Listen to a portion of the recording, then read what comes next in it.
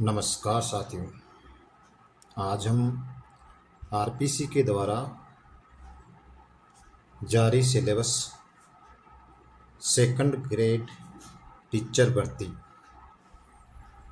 Senior teacher भर्ती का syllabus पर चर्चा करेंगे। पुराने सिलेबस में और नए सिलेबस में क्या हटा और क्या जुड़ा, इसके बारे में देखेंगे।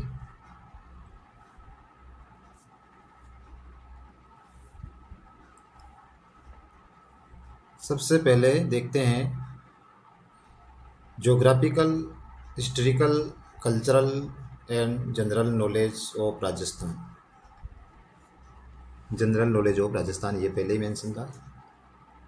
उसके अंदर कौन कौन से पार्ट थे, उसमें फिजिकल फेदर्स हैं, क्लाइमेट दे रखा है, उसमें ड्रेन सिस्टम है और नेचुरल वेजिटेशन है, एग्रीकल्चर का दे रखा, लाइव स्टॉक है, डेयरी और डेवलपमेंट ये दे रखे, ये पहले ही था। और डेमोग्राफिक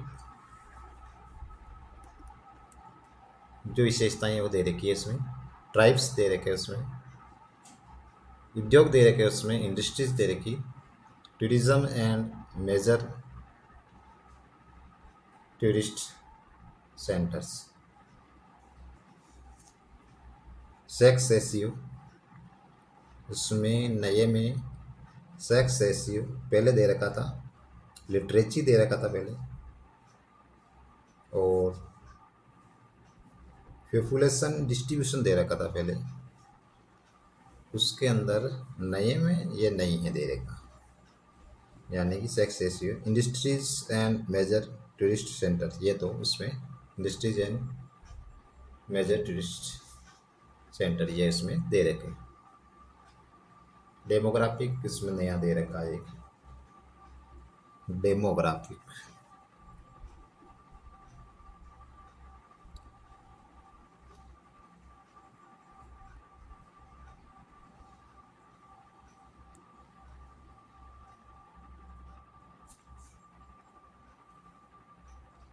अगला देखते हैं ancient culture and civilisation of Rajasthan, site and their importance, ये पहले से मेंशन था। एसेंट कल्चर सिविलाइजेशन, सभ्यताएं राजस्थान की, उसमें पहले जो मुख्य रूप से 4 सभ्यताएं थी उसको मेंशन कर रखे थे, यानी कि साइट्स एंड देयर इम्पोर्टेंस, इसके महत्व दे रखे उसमें। और उसमें पहले कालीबंगा, आहार, गणेश्वर एवं बैराट ये उसमें मेंशन कर रखी थी, लेकिन इस बार उसमें मेंशन नहीं कर रखी है। तो इसका मतलब है पूरी की पूरी अपन को जो प्राचीन सिविलाइजेशन है, सभ्यताएं हैं, वो अपन को देखनी पड़ेगी।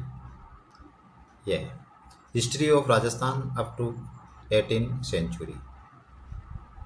अगला टॉपिक दे रखा history of Rajasthan up to 18th century, 18वीं शताब्दी तक राजस्थान की history, Rajput dynasty of Rajasthan. इसमें पहले उसमें दे रखा था history of 8th to 18th century, उसमें दे रखा था history of 8th to 18th century, और उसमें गुर्जर प्रतिहार दे रखा था, लेकिन अब की बार उसमें मेंशन कर राजपूत डायनेस्टी ऑफ राजस्थान। यहाँ पर गुर्जर प्रतिहार ने होकर पूरा उसमें दे रखा, यानी पूरा इतिहास मेंशन कर रखा। Relations with the Delhi sultans, relations with Delhi sultan, relations with Delhi sultan, ये रहेगा मेवाड़, रणथंभौर एंड जालौर। ये टॉपिक पहले से भी जैसा है। चौहान्स ऑफ अजमेर, चौहान्स ऑफ अजमेर पहले था, अब की बार इसमें मतलब जो राजस्थान का जो राजपूत डायनेस्टी के उसमें पूरा मतलब शासक शामिल हो गए, अलग से कुछ उसमें नया पार्ट चौहान्स का नहीं दे रखा है। Rajasthan and Mughals, Rajasthan and Mughals ये पहले ही था, Rajasthan and Mughals, Rajasthan and Mughals, Mewar, Marwar, Amer and Bikaner, special इसमें मेंशन कर रखा है ये topic. With special reference of, उनमें से जो उनके स्पेशल रेफरेंस हैं वो सांगा प्रताप, मानसिंह ऑफ बामेर और चंद्रसेन, राय सिंह ऑफ बीकानेर, राज सिंह ऑफ मेवाड़।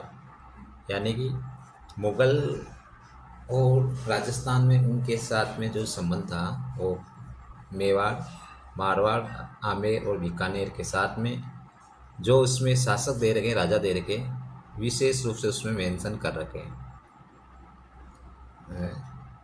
नए में। और पहले से ही Sanga Pratap, Mansingh of Amer, Chandrasen, Rai Singh of Bikaner, Raj Singh of Mewar, ये पहले उसमें मतलब पहले जैसा था वैसा का वैसा उसमें मेंशन है। History of freedom struggle in Rajasthan, Rajasthan में मतलब history of struggle in Rajasthan, इसमें क्या क्या दे रखा है। रिवोल्यूशन ऑफ 1857, राजस्थान की क्रांति दे रखी है। पॉलिटिक्स, राजनीतिक जन जागरूकता दे रखी है इसमें। प्रजामंडल मूवमेंट्स दे रखे, प्रजामंडल आंदोलन दे रखे हैं। पीजेंट्स एंड ट्राइब्स मूवमेंट्स, और ये जो ट्राइब्स मूवमेंट आदिवासी आंदोलन है ये दे रखे उसमें पहले से ये पीजेंट एंड ट्राइब मूवमेंट्स, ये वैसा का वैसा पूरा है। उसके बाद में है इंटीग्रेशन ऑफ राजस्थान, राजस्थान का इंटीग्रेशन। इसका मतलब राजस्थान का इंटीग्रेशन यानी कि पहले से ही दे रखा है इंटीग्रेशन, राजस्थान का एकीकरण, एकीकरण पहले था, एकीकरण पहले से था। उसके बाद में है सोसाइटी एंड रिलीजन, सोसाइटी से संबंधित आ गया और धर्म से संबंधित आ गया। लोक देवता एंड लोक देवी, लोक देवता एंड लोक देवी।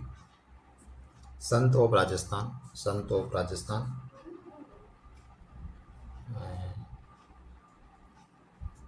Architectures, temples, forts, places and monuments, ये दे रखा उसमें, ये पहले से ही था। Painting various schools, painting various school, ये भी पहले से था। यानी कि पेंटिंग और चित्रकला और उसके जो स्कूल दे रखे मुख्य रूप से वो उससे संबंधित है। फेयर्स एंड फेस्टिवल्स दे रखे, मेले और त्यौहार दे रखे इसमें। कस्टम्स दे रखे, ड्रेसेस दे रखे, ऑर्नामेंट्स दे रखे, हैंडीक्राफ्ट हस्तकला ये वगैरह इसमें दे रखे, ये पहले से भी दे रखे। वेरी जरूर festival, customs, dresses and ornaments ये दे रखे उसमें। उसके बाद में फोक म्यूजिक्स दे रखे, मतलब जो फोक म्यूजिक है and dance, folk music, dance and performing art, मतलब इसमें नया जोड़ दिया इसमें परफॉर्मिंग आर्ट। पहले इतना था फोक म्यूजिक एंड डांस, और परफॉर्मिंग इसमें नया जोड़ दिया उसमें। यानी लैंग्वेज एंड लिटरेचर, उसके बाद में ये दे रखा लिटरेचर, साहित्य से संबंधित, भाषा और साहित्य से संबंधित दे रखा। लीडिंग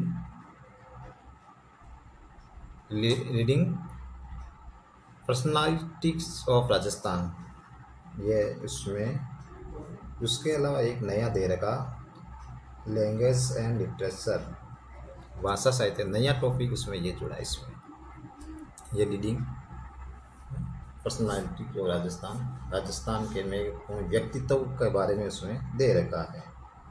उसके बाद में अगला है वो है अपन देखते हैं political and administrative system of Rajasthan, ये देखते हैं अपन इसमें कौन कौन से टॉपिक मेंशन कर रखे हैं। Office of government roles and functions,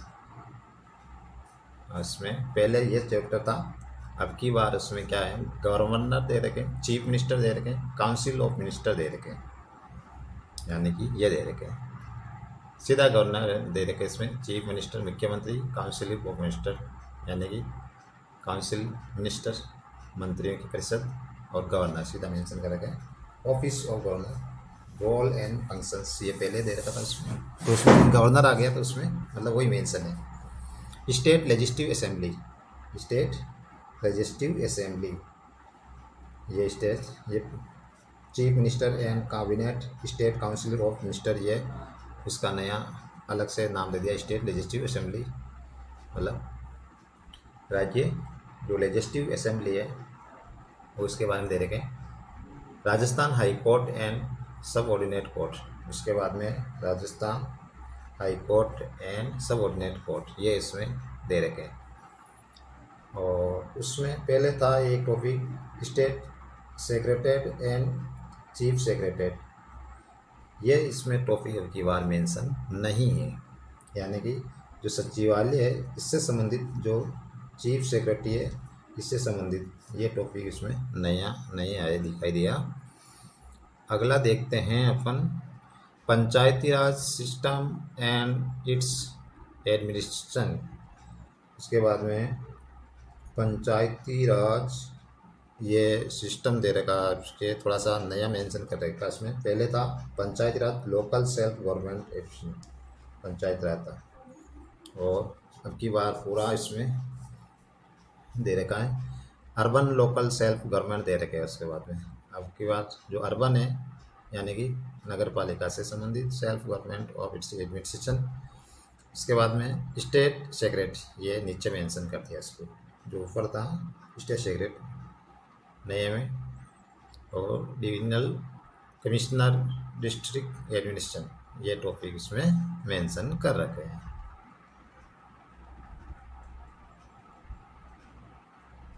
और उसके बाद में देखते हैं अगला कौन सा मेंशन है उसमें कर रखा है। और state legislative assembly in Rajasthan, ये इस पहले टॉपिक था, इसमें अब की बार जो पहले अपन देख लिया ऊपर। अब है अगला देखते हैं राजस्थान पब्लिक सर्विस कमीशन, ये पहले से था। Rajasthan state commission for womens, ये भी था पहले से, स्टेट कमीशन फॉर वुमेन्स।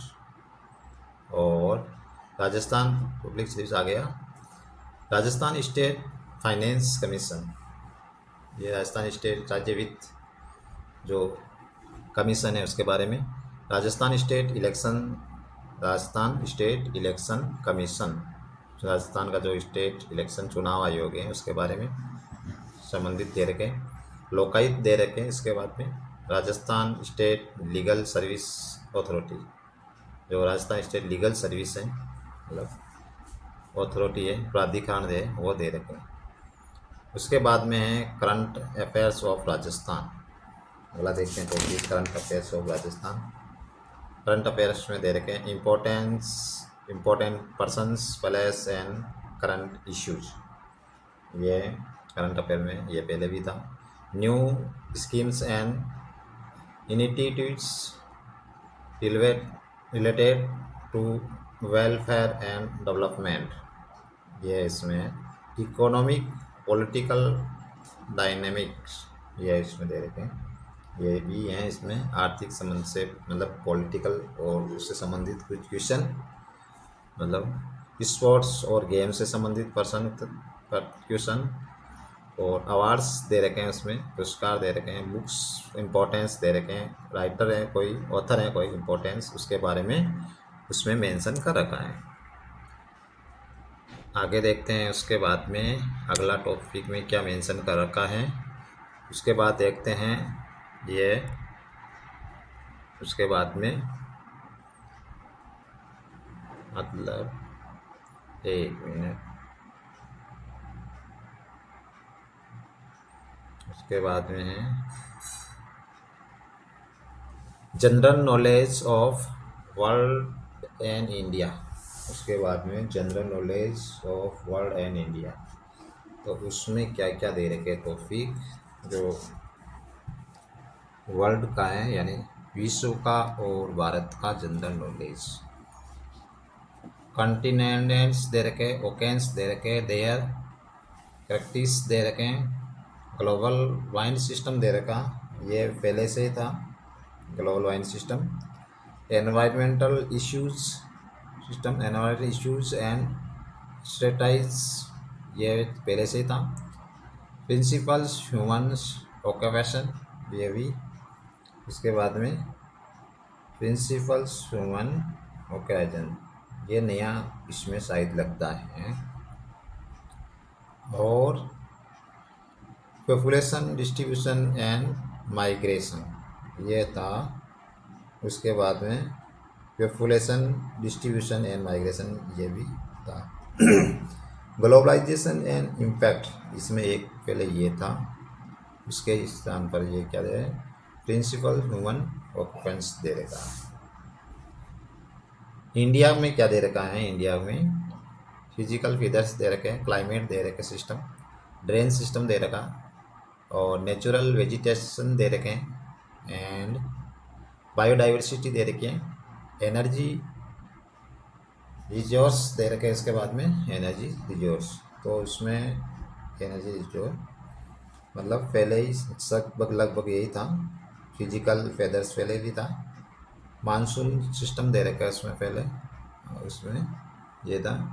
जलवायु परिवर्तन दे रखा आपके पास, उसमें मानसून का पहले मतलब मेंशन कर रखा था आपके पास, जलवायु नाम दे दिया उसका। क्लाइमेट दे दिया, ड्रेन सिस्टम दे रखा, ड्रेन पहले भी था, वेजिटेशन दे रहा पहले भी था, ये हो गया। उसके बाद में इंडियन इकोनॉमी, इंडियन इकोनॉमी में क्या दे रहे, इंडियन इकोनॉमी में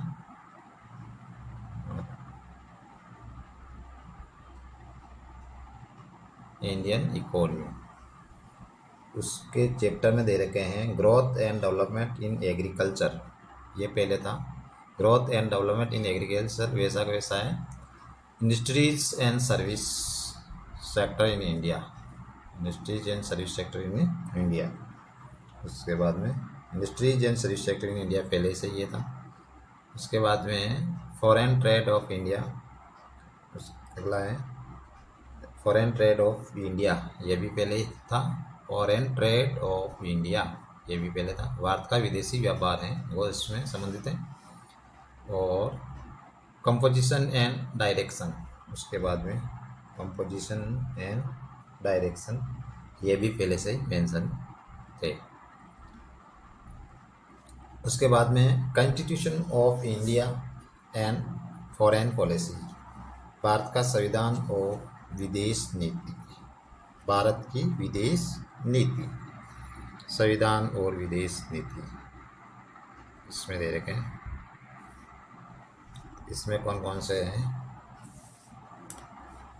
उसके हैं कॉन्स्टिट्यूशनल डेवलपमेंट ऑफ इंडिया, ये पहले से था। उसके बाद में कॉन्स्टिट्यूशन हिस्ट्री ऑफ इंडिया था। इसमें डिफरेंस ऑफ गवर्नमेंट, ये पहले ऐसे मेंशन कर रखा था, अब की बात थोड़ा सा नाम चेंज करके मेंशन कर दिया। And constituent assembly and roles of B R Ambedkar, जो बी आर अम्बेडकर की अम्बेडकर है उसकी भूमिका है उसमें, उसका ये दे रखा है। और उसमें पहले दे रखा है 1919 एंड 1935, 1919 एंड 1935। अगला है उसमें दे रखा है, अगले टॉपिक में उसको मेंशन कर रखे Indian constitution roles and amendment making of constitution, ये पहले जो सिलेबस था उसमें अगले टॉपिक पार्ट है उसमें मेंशन करेगा। ये इस अब की बात मतलब ये अम्बेडकर है, रोल्स ऑफ अम्बेडकर इसमें यही उसमें मेंशन कर रखा है। सिटीजनशिप दे रखा है, उसके बाद में सिटीजनशिप फंडामेंटल राइट्स दे रखे, नागरिकता फंडामेंटल राइट्स, जो राइट्स दे रखे, अधिकार, direct principle of state policy, राज्य के नीति निर्देशक तत्व, और फंडामेंटल ड्यूटीज़, मौलिक कर्तव्य, ये इसमें दे रखे हैं। उसमें दे रखे हैं साइलेंट फेदर्स दे रखे, फंडामेंटल राइट्स दे रखे, फंडामेंटल ड्यूटीज़ दे रखे, डायरेक्ट प्रिंसिपल ऑफ स्टेट, ये वैसे के वैसे पूरे दे रखे, पहले जैसे थे वैसे के वैसे दे रखे। उसके बाद में देखते हैं अगला क्या है, parliament, supreme court, election commission, parliament के बारे में दे रखा है और सुप्रीम कोर्ट के बारे में दे रखा है और चुनाव आयोग के बारे में दे रखा है। तो उसमें है वो पहले ये इसमें अलग से दे रखा, office of Indian president and prime minister, ये इसमें पहले ऐसा मेंशन कर रखा था, इसके स्थान पर parliament, supreme court, election commission ये दे रखे हैं। और उसके बाद में दे रखे हैं principles of Indian foreign policy, भारतीय विदेश नीति के जो प्रिंसिपल सिद्धांत हैं। कंट्रीब्यूशन ऑफ जवाहरलाल नेहरू, जो जवाहरलाल नेहरू की है भूमिका, उसके बारे में दे रखे हैं। India's relations with major power neighbouring countries, जो पड़ोसी राज्यों के साथ में है। कंटेम्पररी इश्यूज एंड चैलेंज, उसके बाद में चैलेंज ये दे रखा, उसके बाद में चैलेंज ये इसमें मेंशन कर रखा, उसमें दे रखे हैं principle of India's foreign policy पहले था, और नेहरूस कंट्रीब्यूशन इन इट्स, उसमें जो नेहरू का योगदान है उसमें मेंशन कर रखा था। अब की बार भी नेहरू का मेंशन इसमें कर रखा है। और बाहर की नेबरिंग जो पड़ोसी है कंट्रीज है उसके बारे में अब की बार इसमें मेंशन कर रखा है, जो उसमें ये दे रखा है। अगला है इसमें मतलब इंडिया एंड यूएनओ इमर्जिंग, उसमें ये पहले टॉपिक कर दे रखा था, उसमें mention India and UNO emerging trend in international politics with special difference to globalisation, ये इसमें दे रखा पहले था, लेकिन अब इसकी बार इसमें ये नहीं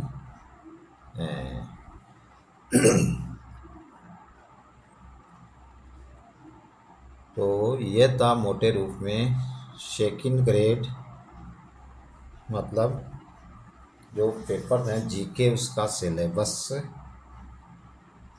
उसके बाद में है एजुकेशनल साइकोलॉजी, एजुकेशनल साइकोलॉजी उसमें दे रखी हैं। उसमें क्या क्या है, कुछ नया जुड़ा या नहीं जुड़ा, एक बार देखते इसको भी, उसमें क्या कर रखे हैं मेंशन।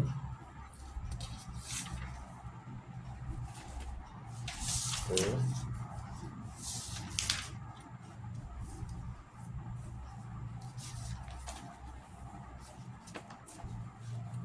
उसमें दे रखे लर्निंग दे रखा, अधिगम दे रखा, ये पहले ही था। उसके टाइप्स दे रखे behavioural, cognitive, social, cognitive and constructivist approach दे रखे लर्निंग, फैक्टर्स इफेक्टिंग लर्निंग, ये पहले ही दे रखा, पहला पार्ट पहले से दे रखा। ऊपर से देखते पहले एजुकेशन साइकोलॉजी, ये एक मिनट ऊपर छूट गया, एजुकेशनल साइकोलॉजी ये दे रखा। नेचर स्कोप ये पहले भी था। उसके बाद में देता holistic development of learner, concept and principle development, cognitive, social, moral, emotional, linguistics and physical development, ये पहले से मेंशन था उसमें। और उसके बाद में लर्निंग अधिगम में दे रखे, मीनिंग दे रखा, उसका अर्थ दे रखा, टाइप प्रकार दे रखे, बिहेवियरल दे रखे, व्यवहारवाद दे रखा, कॉग्निटिव दे रखे, संज्ञानात्मक दे रखे, सोशल, कॉग्निटिव दे रखे एंड कंस्ट्रक्शन अप्रोच दे रखे, learning which factors affecting learning and the implication for a teachers, मतलब ये दे रखे, ये पहले भी थे। पर्सनैलिटी दे रखे, इसके बाद में पर्सनैलिटी व्यक्तित्व, meaning, theories and measurements, adjustment, समायोजन एंड मेंटल हेल्थ और मानसिक स्वास्थ्य, ये पहले यही थे, पहले दे रखा इसमें। और क्या दे रखे हैं साइकोलॉजी में, क्या क्या मेंशन कर रखे हैं। उसके बाद में इंटेलिजेंस एंड क्रिएटिविटी, इंटेलिजेंस और क्रिएटिविटी, ये पहले टॉपिक था क्रिएटिविटी वाला, मीनिंग है। उसके बाद में theories and measurements, roles in learning, emotional intelligence और कंसेप्ट एंड प्रैक्टिस, पहले से ही यही था। और इसमें वही दे रखे हैं। मोटिवेशन दे रखे हैं, मोटिवेशन में क्या दे रखे हैं, मीनिंग एंड टाइप्स मोटिवेशन के। और उसके बाद में theories and motivation and implication for teaching learning, ये भी थे मोटिवेशन दे रखे हैं। इंडिविजुअल डिफरेंस, व्यक्तित्व के प्रकार, ये दे रखे हैं इसमें, इंडिविजुअल डिफरेंस, व्यक्तित्व अलग अलग प्रकार, meaning, source and classroom, implication, inclusive और एजुकेशन, शिक्षा के बारे में ये दे रखे हैं। उसके बाद में डेवलपमेंट ऑफ 21वीं सेंचुरी स्किल, और 21वीं सेंचुरी में जो विकास के कौशल के विकास है उसके बारे में दे रखे हैं, कंसेप्ट एंड स्ट्रेंथ दे रखे हैं। तो ये था मोटे मोटे रूप में सेकेंड ग्रेड का जो नया सिलेबस दे रखा जो आरपीसी ने जारी किया था, यानी कि आने वाली जो भर्ती होगी सेकेंड ग्रेड की जो 2026 में, उसके लिए सिलेबस जारी कर दिया आरपीसी ने।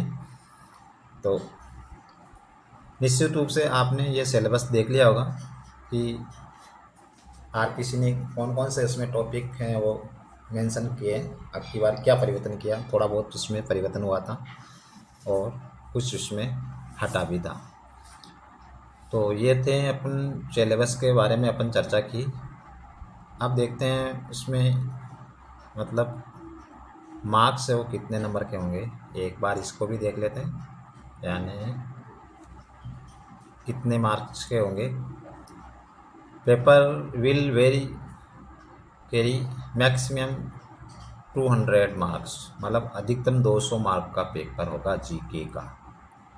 जीके का जो पेपर है वो कितने मार्क का होगा, 200 नंबर का होगा ये।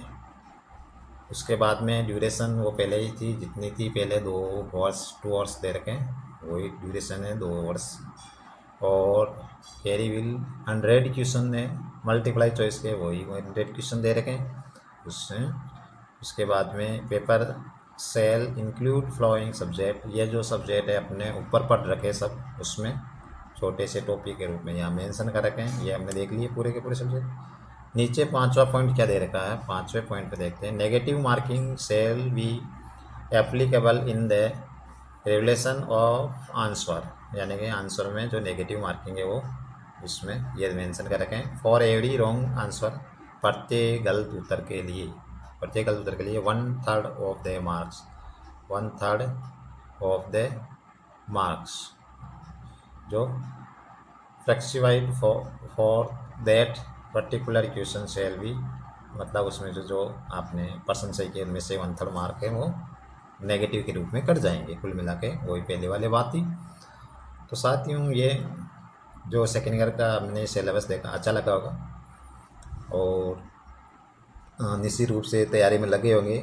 आने वाले समय में ये भी परीक्षा है, तो कम से कम अपन को 6 माह का टारगेट लेके चलना होगा उस परीक्षा में, मतलब तैयारी कम से कम 6 माह की होनी चाहिए और अकॉर्डिंग टू सिलेबस तैयारी होनी चाहिए, यानी कि अपन के पास में सिलेबस तो होना ही चाहिए ये निश्चित रूप से, नहीं तो तैयारी का फिर कोई मतलब नहीं है कि सिलेबस में क्या मेंशन कर रखा है क्या नहीं कर रखा, मतलब सिलेबस अपन के साथ में होना चाहिए, पहली बात तो यही है।